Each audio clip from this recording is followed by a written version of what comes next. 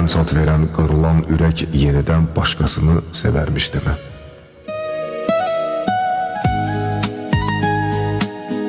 Bitermiş əslində bitməz dediyin, sevmədi sənin kimi səni sevdiyin. Özündə güvənib getməz dediyin səndən uzaqlara gedərmiş demə.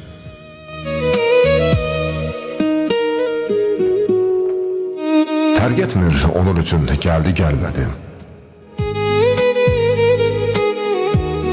Qış fəslini ayrılıq əhli sevmədi. Leyli və Məcnunla qovuşa bilmədi, o boyda sevgi də bitərmiş demə.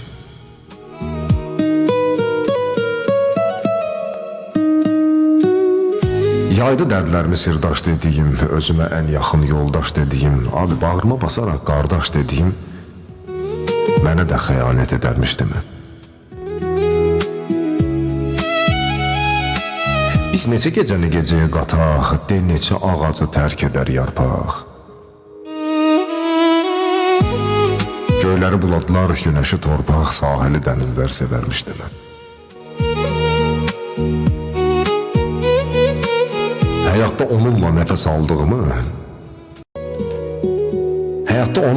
aldığımı, aldı güvəndiyimi, inandığımı, isti qucağına həsrət qaldığımı torpaq qucaqlayıb yatarmış demə.